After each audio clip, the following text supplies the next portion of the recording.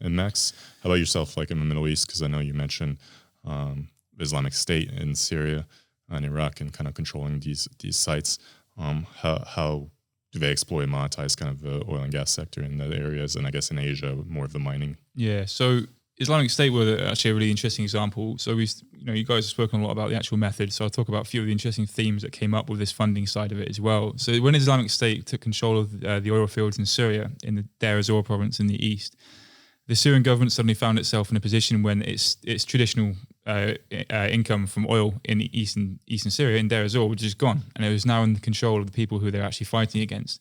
So they found themselves in a position when they were buying oil from Deir ez-Zor province, and whilst it wasn't being bought directly from Islamic State, they were well aware that the Islamic State was benefiting because this oil was coming from Islamic State-owned oil wells. So Islamic State had quite a lot of leverage from this actually as well. So they were selling it off both locally, and then the traffickers or the transporters that would wait outside of these oil wells would take it to other parts from Syria, and from there it would find itself in the hands of the Syrian government, Turkish government, Jordanian government, in Lebanon, in Iraq, wherever it may be. So Islamic State actually had quite a lot of control, and therefore had quite a lot of financial leverage. So which they used.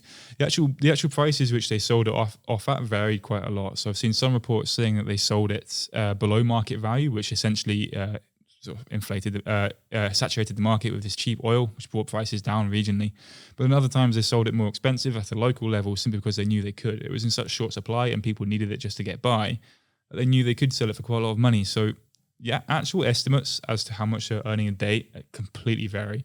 And I suspect that a lot of these estimates that we see, just simply because of the sheer volume of the sheer size, the scale that these guesses are coming in at, I suspect a lot of them are just simply guesses. So I don't really want to spend too much time quoting on it because it also varies quite a lot month by month as well. And as any listener would probably know, Islamic State has actually lost a lot of its control over these oil wells now, but it's so it's less of an issue for the group. But it's nonetheless, it was an interesting theme I thought within it, which is exactly how they sell it. And and as you guys have both said with your own as well, it's these local intermediaries, which are, I would say, the important part, especially for oil, because oil is very easy to transport. Unlike a lot of mining materials, which can be a little bit more tricky, a little bit more bulky. Oil is actually quite easy, and we found that in Syria itself.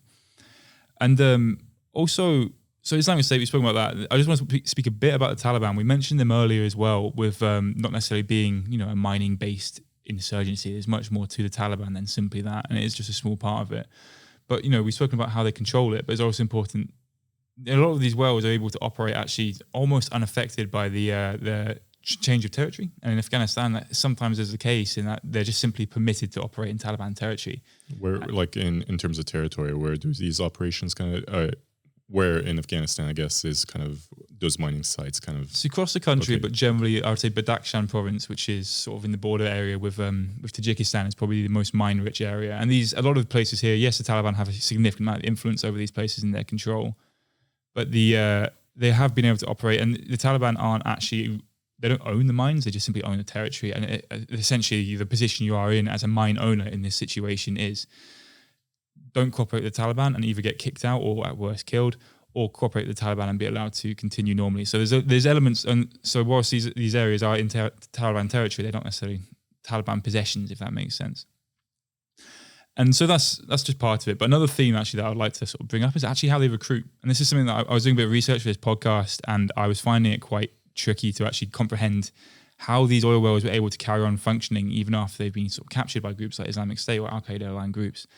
And a bit of research showed that basically Islamic State was recruiting via offering pretty huge financial incentives to sympathizers that had worked in the oil industry already in other parts of the world, and they were bringing them in to carry on the production. And whilst production did actually drop in Syrian ISIS-controlled territory, which can be expected with the war going on, it is actually quite remarkable how they managed to at least keep the pumps going, and they managed to keep the oil going out with it being such a precious resource for them. And these foreign volunteers were these foreign recruits were sometimes getting quite huge amounts of, quite huge salaries compared to other foreign fighters in the country. And it just shows how important that financial resources was to the Islamic State, and I'm sure other groups as well, which if they had which have the resources. So that's interesting, because then that shows the Islamic State kind of incentivizing individuals to come work for them, while like I said, in Mexico, it's more kind of oil and gas workers maybe getting kidnapped in Yeah. order to kind of use that expertise to then install illegal pipeline taps, or also maybe use extortion and threats to employees that might work at the refinery to then provide information to the cartels in terms of when the pipeline might be in use, and kind of other data that might be necessary for then cartels to exploit and those illegal pipeline taps and pull out the fuel at the right times to get the most out of it, basically.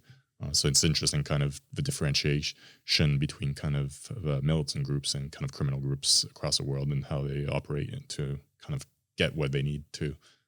Yeah, for sure. With that said, there's definitely an element of coercion with Islamic State as well. Yeah. So there's anecdotal reports, for example, of people that worked in the oil industry already in Syria before Islamic State took over being offered a job. And so the offer was there, but it's I guess the suggestion is if you don't take it, you're in trouble. So a lot of them said they fled to Turkey or wherever after they turned down the offer, if they turned it down.